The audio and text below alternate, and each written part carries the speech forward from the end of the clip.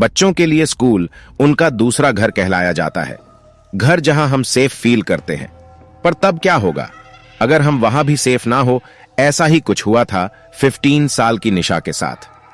निशा ने एक dance competition में पार्टिसिपेट किया था और अपनी परफॉर्मेंस की प्रैक्टिस के लिए वह स्कूल खत्म होने के बाद अपने दो दोस्तों रमन और पॉल के साथ रुकी थी। डांस प्रैक्टिस करते वक्त निशा के दोस्त पॉल का बैलेंस बिगड़ गया और वह नीचे गिर गया। उसका पैर ट्विस्ट हो गया था और वह बुरी तरह दर्द से चिल्ला रहा था। स्कूल के सब टीचर्स जा चुके थे और हेल्प के लिए उन बच्चों के पास कोई भी नहीं था। तभी निशा भागकर मेडिकल रूम गई, लेकिन वहां भी तब तक ताला लग चुका था। उसी वक्त निशा को लगा कि जैसे कोई उसके पीछे से ऊपर गया है। वो उड़ी तो उसे एक परछाई ऊपर जाते दिखी। निशा को लगा कि शायद स्कूल स्टाफ में से कोई तो अभी भी स्कूल में है और इसीलिए निशा उसे रोकने के लिए उसके पीछे भागी। निशा स्कूल के 3rd फ्लोर पर आ चुकी थी। उस फ्लोर पर स्कूल स्टाफ के अलावा किसी का भी जाना मना था। निशा पहले तो वहां सीढ़ियों के पास ही खड़ी होकर आवाज लगाने लगी, पर उसे कोई जवाब नहीं मिला। इसलिए वो थोड़ी आगे गई।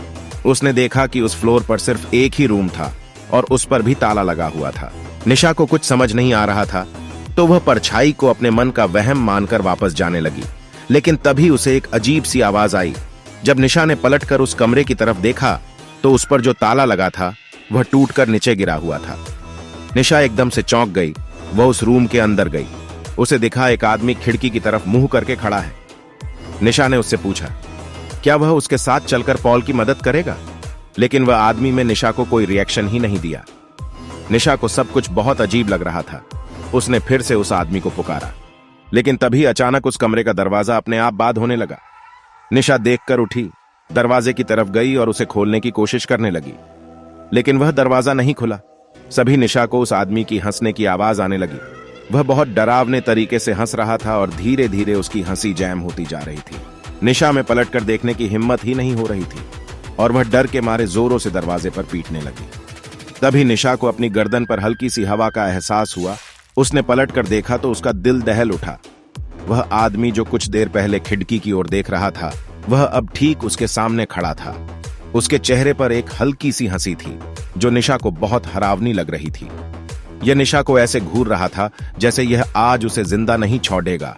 उसने निशा को पकड़ लिया और उसे अपने पास खींचने लगा। निशा का रोना छूट गया और वह डर के मारे बहुत जोरों से चिल्लाई। उस आदमी ने निशा के मुंह पर हाथ रखा और निशा के साथ लुखी करने लगा। ऊपर निशा को ढूंढते हुए रमन स्कूल के गार्ड को लेकर फ्लोर पर पहुंचा, जहां उन्हें निशा की चीख सुनाई दी। वे जल्दी से उस कमरे में गए और उन्होंने देखा निशा जमीन पर बैठी रो रही है और उसके आसपास कोई नहीं है। उसकी शर्ट ऊपर से थोड़ी फटी हुई थी और उसके चेहरे पर चोट के निशान थे। उसने सबको अपने साथ हुआ सारा किस्सा बताया। निशा के साथ हुए इस हादसे को सुनकर स्कूल गार्ड का चेहरा बिल्कुल पीला पड़ गया।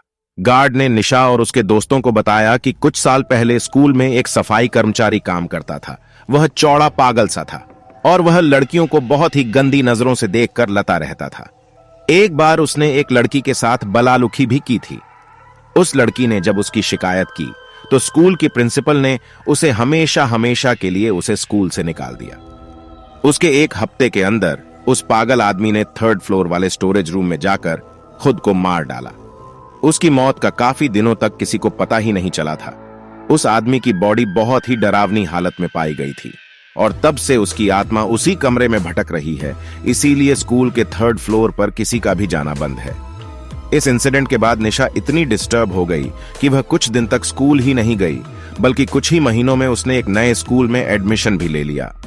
लेकिन वह कभी भी उस आदमी की भयानक हंसी नहीं भूल पाएंगी। और अगर आपको यह वीडियो अच्छी लगी तो हमारा चैनल मिस्टर स्पार्की को सब्सक्राइब करना बिल्कुल मत भूलना।